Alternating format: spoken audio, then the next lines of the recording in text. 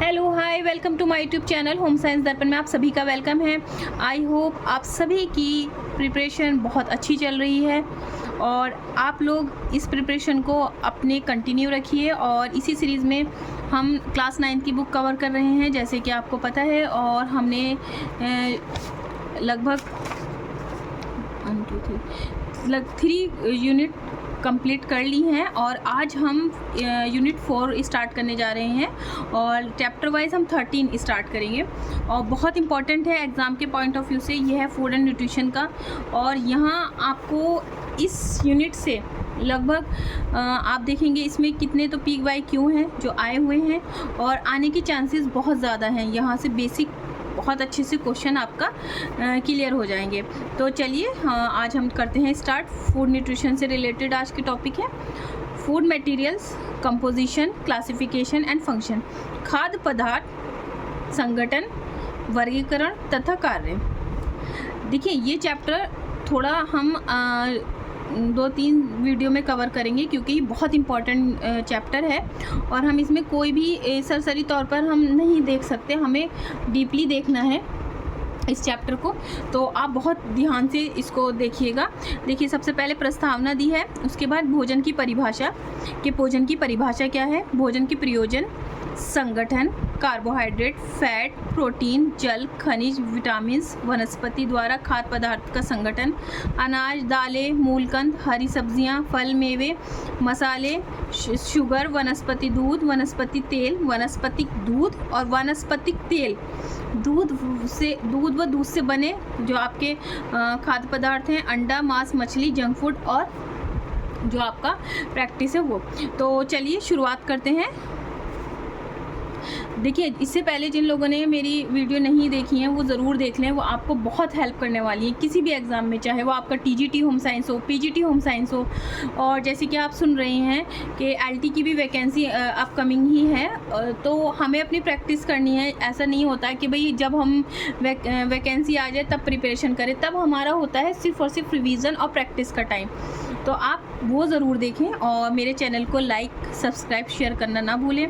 तो ठीक है, स्टार्ट करते हैं कि पिछले अध्याय में भोजन के पाचन और उनसे संबंधित शरीर क्रिया विज्ञान के विषय में बताया गया था, जो हमने लास्ट जब हम क्लास 8 की बुक में हमने करा था स्टडी।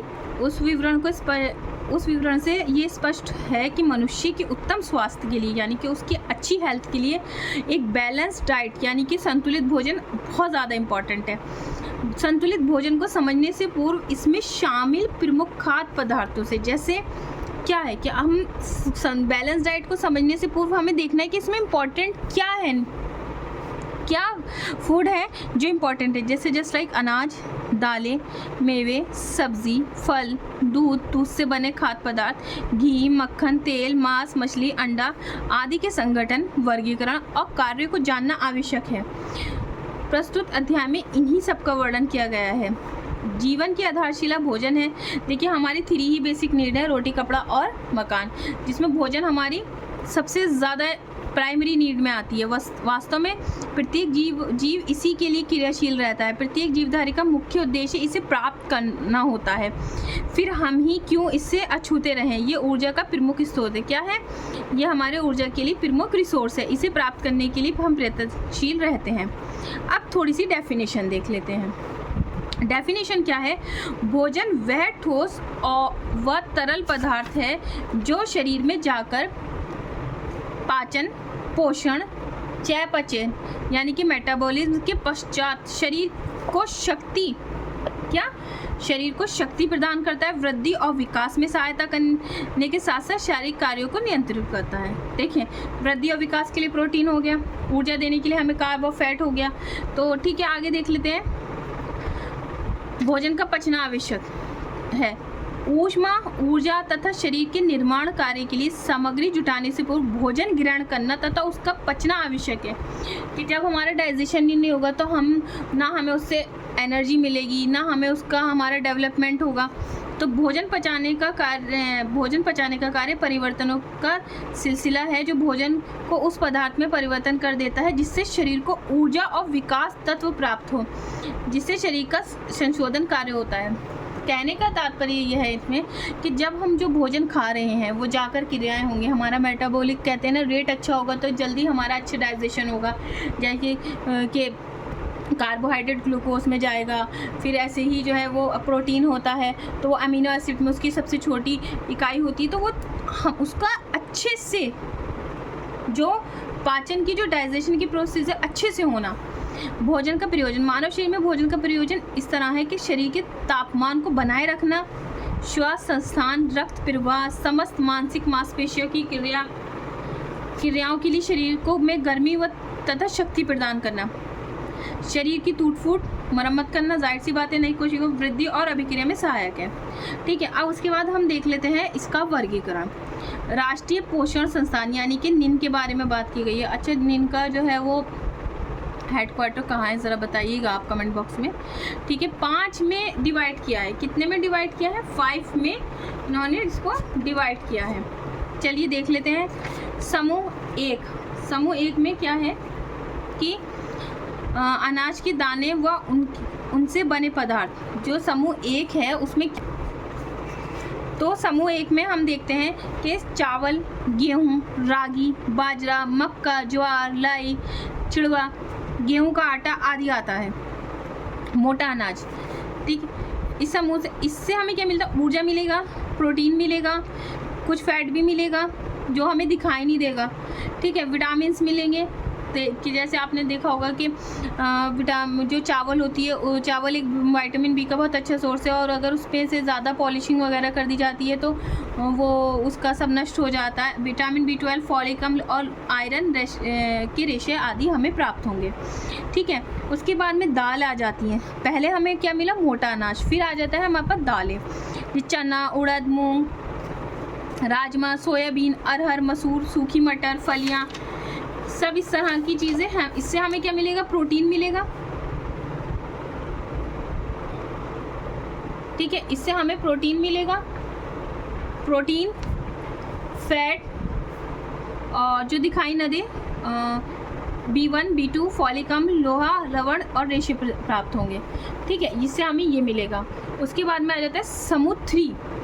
ठीक है, देखिए इन्होंने दे रखा है, सबसे पहले अनाज आ गया, उसके बाद में हमारे दालें वगैरह आ गई, उसके बाद में अब हमारा आ जाता है समूह 3, जिसमें दूध व दूध से बने पदार्थ जैसे दूध, दही, मक्खन, चीज़, रबड़ी, स्किम मिल्क, चीज़, जो चीज़ होता है ना वो भी इसी में ही आएगा।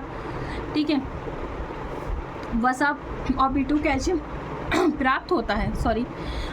उसके बाद आ जाता है हमारे पास मांस और मछली, जैसे चिकन है और लीवर है, मांस, मछली, अंडा आदि इसी समूह में आते हैं। वसा और विटामिन B12 प्राप्त होता है। उसके बाद आ जाते हैं हम 4th में। 4th में हमें क्या मिलेगा? फल और सब्जियां।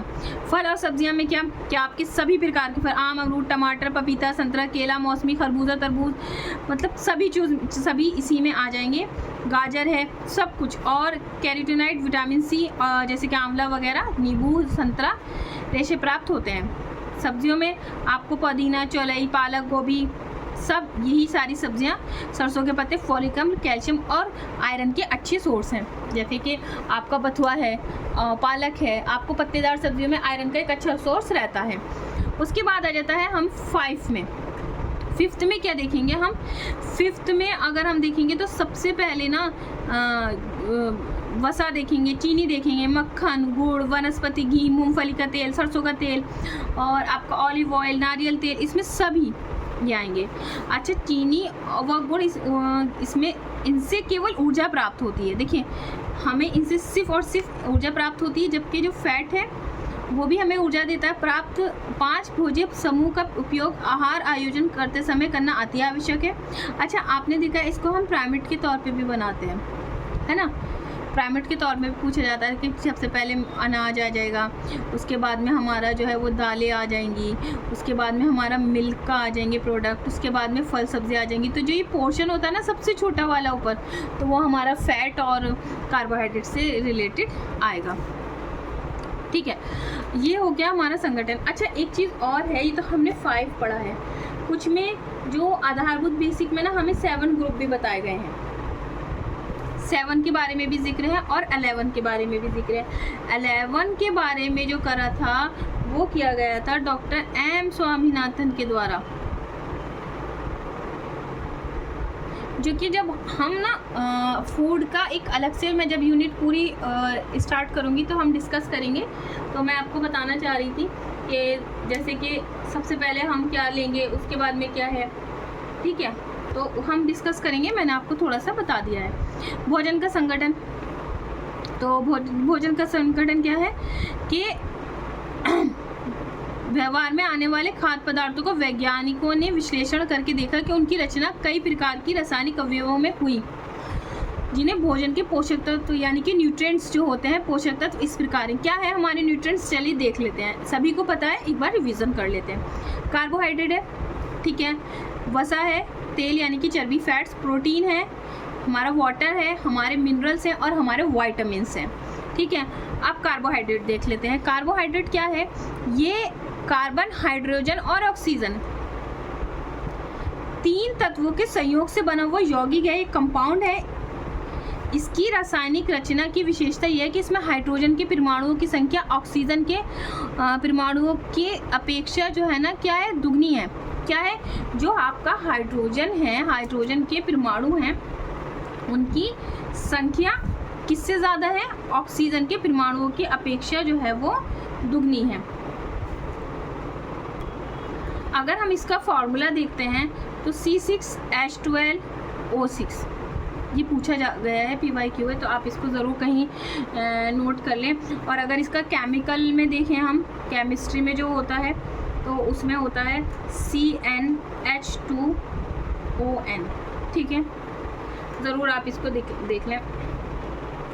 जो हमारा 100 ml ब्लड होता है ना, तो उसमें लगभग 80 से जो 80 to 120 जो है हमारा ग्लूकोज रहता है, ठीक है।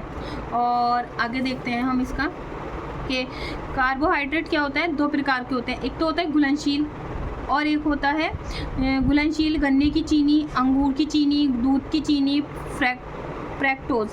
और घुलनशील गेहूँ, चावल, जौ, मक्का, आलू में पाई जाने वाली यानी कि स्टार्च के रूप में, यानी कि हम स्टार्च के रूप में बात करेंगे। और ये हमारा जो है लिक्विड के तौर पर, ठीक है। स्टार्च पेड़ पौधों में पाया जाता है और इसको सेलुलोज होता है, ठीक है। इसके कार्य क्या है, हमें ऊर्जा व शक्ति देना। आप देखा होगा आपने कि गर्मी में हम जैसे कि बाहर जाते हैं, बहुत तेज़ गर्मी और आती है, हम जैसे ग्लूकॉन डी वगैरह इस टाइप से समथिंग ले लेते हैं, तो क्या होता है वो इंस्टेंट हमें करंट एनर्जी देता है, ठीक है। गर्मी प्रदान करना ताकि शरीर को तापमान स्थिर रहे। पाचन तंत्र के स्वस्थ रखना, जो हमारा पाचन तंत्र है उसको स्वस्थ रखना, ठीक है। मांसपेशियों के निर्माण करना, अधिक मात्रा में पहुंचने पर कार्बोज का यकृत में ग्लाइकोजन के रूप में जो है वो स्टोर हो जाता है। और जिस तरह से अगर हम फास्टिंग वगैरह करते हैं तो तब ये उसमें टूट कर ग्लाइसिस में टूट करके हमें हमारे जो बॉडी है उसको एनर्जी देती है। परंतु पेशियों को गर्मी और शक्ति की आवश्यकता पड़ने का पुनः शर्करा के रूप में धारण कर कार्य करना। अब इसके साधन, अधिकांश कार्बोहाइड्रेट वनस्पति जगत से प्राप्त होती है, परंतु 2 प्रकार के कार्बोहाइड्रेट हमें जंतुओं से मिलते हैं, जस्ट लाइक ए मिल्क यानी कि दूध की चीनी यानी कि लैक्टोज, और तृतीय जो सेकंड है जीव जंतुओं के यकृत में संग्रहित ग्लाइकोजन, ठीक है। यहाँ ग्लाइकोजन की बात हुई है। अब हम देखते हैं मिलता है हमारे शरीर के ताप तथा कार्य करने की अधिकांश शक्ति कार्बोहाइड्रेट से हमें मिलती है।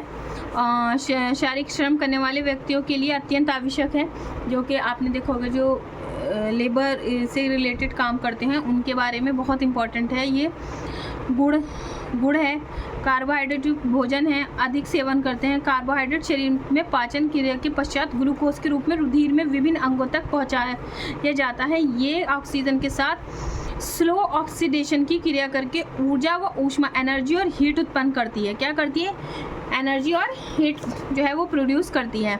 इससे बचा कार्बोहाइड्रेट ग्लाइकोजन के रूप में जो हमारा लीवर है उसमें स्टोर हो जाता है और आवश्यकता पड़ने पर पुनः ग्लूकोज के रूप में चेंज हो करके ऊर्जा का हमें ऊर्जा देता है और हम उसको यूज़ करते हैं। कार्बोहाइड्रेट खाद्य पदार्थों की अपेक्षा अधिक सरलता से जो है वो इजी डाइजेशन होता है, ठीक है। तो जो ये कार्बोहाइड्रेट्स की जो बॉन्ड है ना वो ग्लाइकोसाइड्स के बॉन्ड्स होते हैं, हाइड्रोलाइसिस जो है इसका टूटना कहलाता है।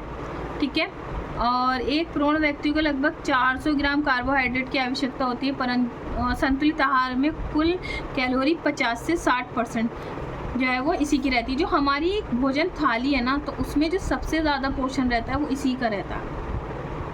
ठीक है, उसके बाद प्रोटीन और उसके बाद हमारा फैट वगैरह, तो इससे सबसे ज़्यादा पोषण रहेगा वो इसी का रहता है।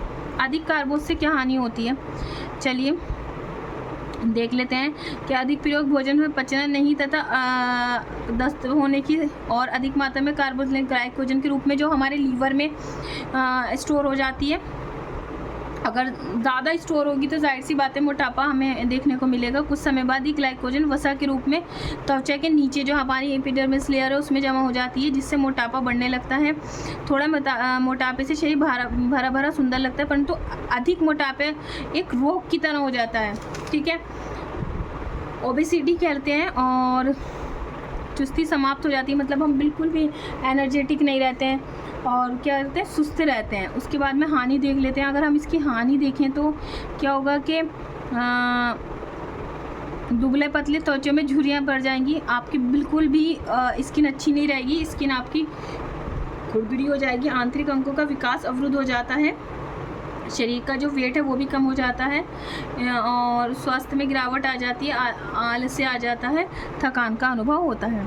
ये यहाँ पर दे रखा है कि हमें किससे कितना मिलता है। गुड़ से इतना, जैसे शक्कर है, चीनी, शहद, साबूदाना, अखरोट, अनाज। तो हम इसमें ना ग्लाइसेमिक इंडेक्स को फॉलो करते हैं।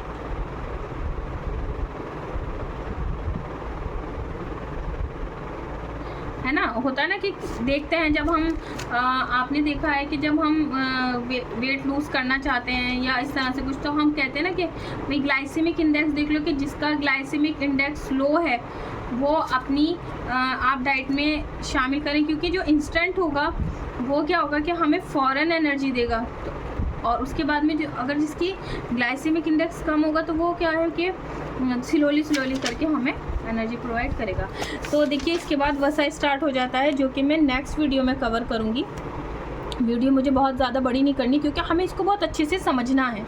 तो आपको ये वीडियो कैसी लगी ज़रूर बताइएगा, और आपको किस टॉपिक पे वीडियो चाहिए वो भी बताइएगा। और मैंने होम मैनेजमेंट की यूनिट स्टार्ट कर दी है, जिन लोगों ने नहीं देखी है मैंने उसके स्टार्टिंग के 2 चैप्टर्स कवर करा दिए हैं, तो आप उसे जाकर ज़रूर देख लें, वो आपको हेल्पफुल रहने वाली हैं।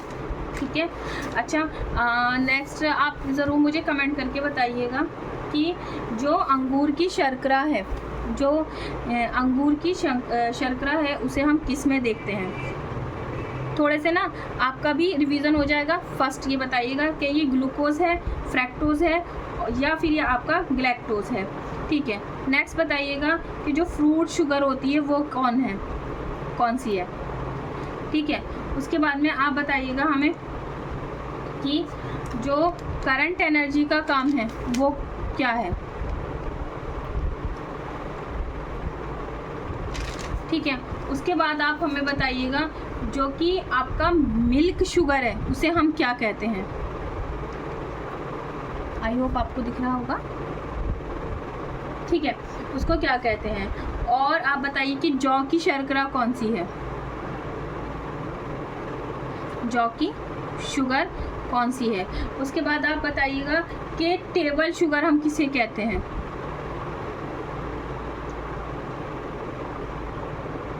ठीक है, तो ये आपको मैंने थोड़ा सा ना क्वेश्चंस दिए हैं, बहुत इजी है, और आप इसको कमेंट बॉक्स में आंसर ज़रूर करें। आपको अगर मालूम है तो आप ज़रूर करें। देखिए इससे आपका भी रिवीजन होगा और आपको पता चलेगा कि किस तरह से होता है।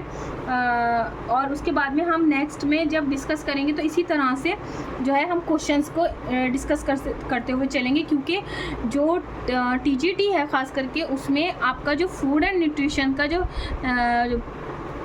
यूनिट है वहाँ से लगभग 20+ ही क्वेश्चन आते हैं। तो हमें इसे बिल्कुल नहीं छोड़ना है, जिसमें से कार्बोहाइड्रेट एक बहुत ज़्यादा इंपॉर्टेंट चैप्टर है। वहाँ से 5 से 7 हमें क्वेश्चन मिल जाएंगे। तो आपको अच्छे से इस चैप्टर को पढ़ना है। और please do like subscribe my channel. Thank you so much watching my channel.